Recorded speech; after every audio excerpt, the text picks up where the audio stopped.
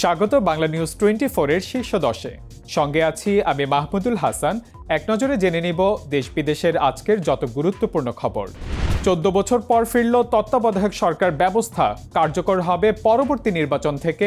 Appeal বিভাগের এই রায়ে রাজনৈতিক দলগুলোর সন্তোষ প্রকাশ।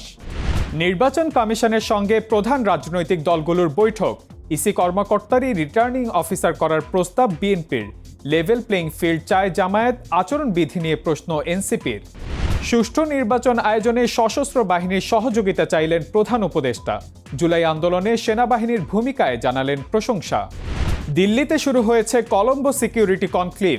বাংলাদেশ, ভারত, শ্রীলঙ্কা, মালদ্বীপ, মালয়েশিয়া, মরিশাস ও সেইশালসের অংশগ্রহণে এই আয়োজনে গুরুত্ব পায় আঞ্চলিক নিরাপত্তা। গণ অভ্যুত্থানে মানবতা বিরোধী অপরাধের মামলায় রাজসাক্ষী হলেন আশুলিয়ায় 6 লাশ পোড়ানোর মামলায় গ্রেফতার এসআই আফজাল। জবানবন্দিতে তিনি বলেন, বিবেকের তাড়নায় রাজসাক্ষী হয়েছেন।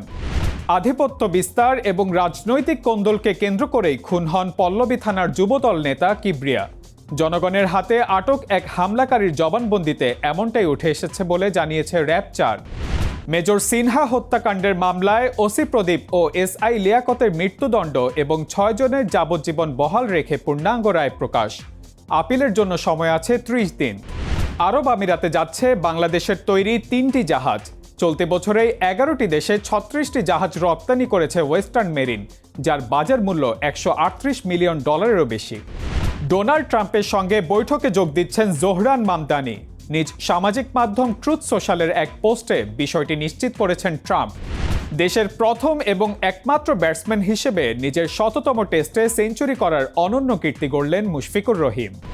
আজ এই পর্যন্তই। সবশেষ খবর সবার আগে জানতে ভিজিট করুন বাংলা নিউজ 24 এর ওয়েবসাইট, ইউটিউব চ্যানেল এবং ফেসবুক পেজে। এতক্ষণ সাথে থাকার জন্য ধন্যবাদ।